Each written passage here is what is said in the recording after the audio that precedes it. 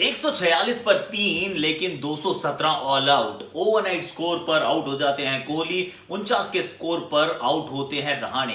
5 wicket मिलती हैं Kyle Jameson को। भारतीय टीम थोड़ा सा बैकफुट पर। अच्छी ओपनिंग पार्टनरशिप डेवन कॉनवे और टॉम लेथम के बीच में। फिर आते हैं अश्विन, करते हैं स्ट्राइक और उसके बाद ईशांत शर्मा को wicket. The match is hanging in the balance. बहुत मजा आया इस मुकाबले में, उस पर थोड़ी सी करेंगे बात। और आज का मेरा ट्रिविया ये है कि कौन से वो दो बल्लेबाज हैं जिन्होंने पार्टनरशिप यानी कि पेयर के रूप में सबसे ज्यादा रन्स जोड़े हैं।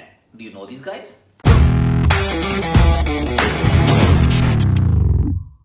हैशटैग आकाशवाणी। बड़ा इंटरेस्टिंग सा ये सवाल है कि कौन से ऐसे दो खिलाड़ी हैं जिनके टेस्ट में सबसे ज्यादा पार्टनरशिप रन है। मतलब ट्रेमेंडस ट्रिविया है ये। और सिर्फ मेरा जो आपके लिए हिंट है वो ये है कि दोनों भारतीय हैं। अब इससे ज्यादा हिंट नहीं दूंगा कि फिर आपको पता चल जाएगा। पर इस मुकाबले की बात करते हैं। और 146 पे जब आप 3 होते हैं, 64.4 ओवर का खेल हो चुका होता है और नए दिन की शुरुआत होती है।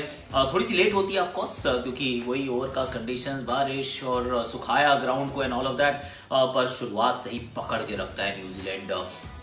काइल जेमिसन बड़ा बॉलर यार, एक मतलब क्या गजब का ये गेंदबाज है। पांचवा इन्होंने 5 विकेट हॉल ले लिया इस वर्ल्ड टीसी में। कुल मिला के 11 तो मैच खेले हैं पूरे, मतलब 12वां मैच है न्यूजीलैंड का इस पूरे वर्ल्ड टीसी में। और सारे मैच तो खेले नहीं है हमारे जनाब। तो उसके अंदर ये ऐसे ऐसे करके 8वां मैच और ठकाठक पंजा पे पंजा खोलते रहते हैं। भारत के साथ ही पहले भी ऐसे काम कर चुके हैं, इन्होंने दोबारा ये काम कर दिया। पंजा खोला भैया, शुरुआत की विराट कोहली को आउट करने से। बाहर डालते हैं पर इस बार अंदर डाली, उनके मारी पैड पर। अब बैटिंग के लिए आ जाते हैं शुरू में ही ऋषभ पंत, साथ में अजिंक्य रहाणे। अजिंक्य रहाणे अच्छा खेल रहे थे एक्चुअली, पकड़ के संभल के खेल रहे हैं। वो एक एंड पे जमे हुए हैं। ऋषभ पंत ने भी मतलब 10-15 बॉल ली की, सिंगल नहीं लिया, अभी तक खाता नहीं खोला है। छोड़े जा रहे हैं। उसके बाद एक चौका तो मारते हैं, पर फिर काइल जेमिसन आते हैं राउंड द स्टंप्स, थोड़ा दूर की गेंद मारते हैं, ड्राइव, पीछे हो जाते हैं, कैच। चलिए ऋषभ पंत भी आउट। अब आप थोड़ी सी आपकी पारी और डगमगा रही है। एक तरफ अभी भी अजिंक्य रहाणे हैं और सामने आ जाते हैं रविचंद्रन अश्विन नहीं जड्डू आते हैं। जड्डू खेल रहे हैं साथ में। जड्डू रहाणे हैं, रहाणे 50 के बिल्कुल करीब पहुंचते हैं और फिर नील वैगनर उनको शॉर्ट पिच के ट्रैप के साथ आउट करते हैं। बड़ा इंटरेस्टिंग है ये। Actually that's what I want to discuss with you कि क्या होता है कि अगर आप उस डिसमिसल को देखेंगे ना, उससे पिछली गेंद ऑस्टम के बाहर से घसीट के मारी थी।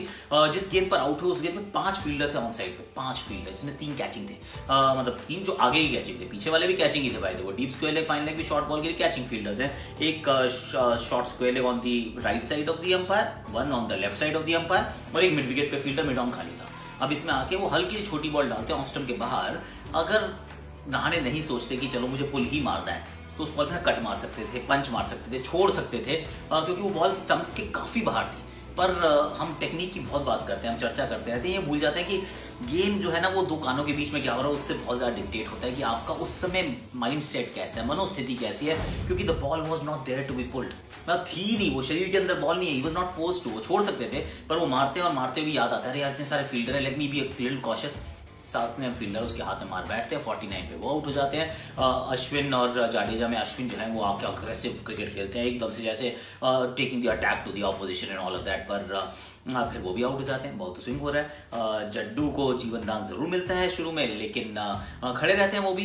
पर यहाँ पर बुमराह जो है वो शामी से पहले आ जाते हैं। एक गेंद पे ईशान, दूसरी गेंद पे बुमराह। शामी आके पहली गेंद पे चौका मार देते हैं, चलो हैट्रिक तो बचा लेते हैं। पर दूसरे छोर से जनाब जड्डू आउट और 217 पे भारतीय टीम का काम तमाम।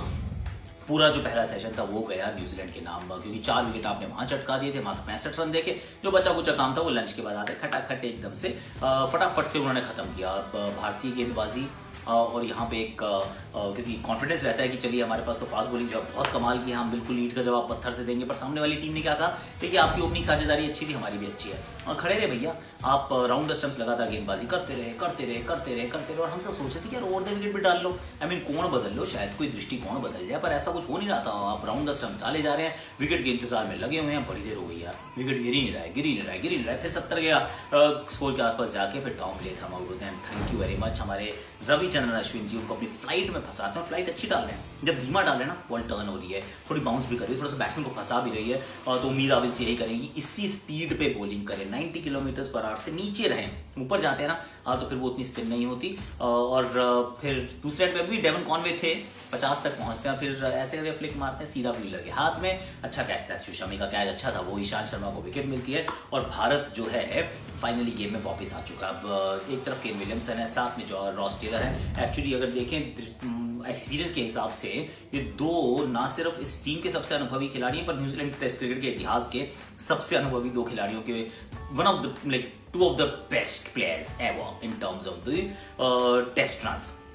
दोनों मैदान पर हैं और अभी भी 116 रन पीछे है न्यूजीलैंड। 8 विकेट हाथ में जरूर हैं। आज के दिन के खेल से आप क्या कर सकते हैं, उम्मीद बड़ा इंटरेस्टिंग होने वाला है, बहुत इंटरेस्टिंग होने वाला है, क्योंकि एक आंकड़ा है जो न्यूजीलैंड के पक्ष में जा रहा है, वो है उनकी स्विंग गेंदबाजी। मतलब उनकी स्विंग अगर वहां हो रही थी ना, जेमिसन सबसे ज्यादा स्विंग करा रहे थे, उसके बाद ट्रेंट बोल्ट भी हैं, साउदी भी हैं, कॉलिन डिग्रैंड होगी, सब लोग स्विंग करा रहे हैं। और ईशांत जो है वो फिर भी आसपास है, बाकी बुमराह और शामी तो बिल्कुल नीचे हैं यार। वो स्विंग करवानी पड़ेगी, बॉल को स्विंग करवाना पड़ेगा, थोड़ा सा रिस्क को टिल्ट करना पड़ेगा। मुझे लगता है कि अगर वो करेंगे तो फिर भारत अभी भी मुकाबले में बराबर है, क्योंकि ये ग्लास अभी आधा भरा है। जस्ट थिंक अबाउट इट कि अगर आपने पहले बॉलिंग की, इसका मतलब आपको आखिरी बैटिंग करनी है। आखिरी बैटिंग का मतलब ये है कि जब दूसरी बैटिंग जब आती है, यानी first innings of your test match, you have to make it count, you have to bat out the opposition। 100-150 run extra अगर आप बनाएंगे तो आप मैच में रहेंगे, वरना चौथी इनिंग में फंस जाओगे गुरुजी। यहाँ बॉल टर्न भी होगा, बाउंस भी होगा, थोड़ा वेरिएबल बाउंस भी होगा, things are going to change quite radically. तो ये जो दिन है बहुत महत्वपूर्ण होने वाला है। मैं तो कह रहा हूँ कि अभी भी भारत जो है ना वापसी कर सकता है। वापसी का मतलब इस मैच को अभी भी कंट्रोल कर सकता है। लीड चाहे मिल जाए न्यूजीलैंड को, 30-40 रन की जो लीड है वो ज्यादा तंग किसी को करने वाली है नहीं। It won't be even stevens. वो मैच में आप आगे नहीं जाएंगे अगर आपकी लीड हो भी जाती है थोड़ी सी। That's what I very very very strongly feel and believe. पर एक समस्या है बारिश की भाई साहब, क्योंकि बारिश के आसार अभी भी है और ये वाला जो दिन है हो सकता है बारिश के चलते बहुत ज्यादा खराब हो जाए। ये this is a very real possibility. अगर ऐसा हो जाता है तो विल सी व्हाट हैपेंस। फिर तो 2 ही दिन का खेल बचेगा, और अगर ऐसा नहीं होता है तो फिर इस मैच में अभी बहुत रोमांच है। अगर 2 ही दिन का खेल बच जाता है, मान लीजिए चौथा दिन मेजॉरिटी ऑफ द डे अगर वो वॉश आउट हो जाता है, फिर 2 दिन में मुझे नहीं लगता कि आप रिजल्ट ला पाएंगे। That's what I feel, but then we shall see कि क्या होता है। आज के लिए इतना ही है, पर ट्रिविया जो है वो बहुत इंटरेस्टिंग। ट्रिविया मैंने आपसे पूछा था कि कौन से 2 बल्लेबाज हैं जिनके सबसे ज्यादा रन है as a partnership, as a pair. Rahul Dravid, Sachin Tendulkar, 6,920 run, 50 से ऊपर का औसत। 100 रन की जो पार्टनरशिप है दैट्स 20 बार 100 रन की पार्टनरशिप से ज्यादा, मतलब 100+ partnerships between Rahul Dravid and Sachin Tendulkar in test match cricket. It is absolutely phenomenal. Take a bow sir, कमाल है आपकी। राहुल द्रविड़ का तो एक्चुअली कल ही डेब्यू भी हुआ था टेस्ट मैच में 1996, रिमेंबर, लॉर्ड्स के मैदान पर। और उसके बाद उन्होंने कितने सारे रन बनाए। The wall.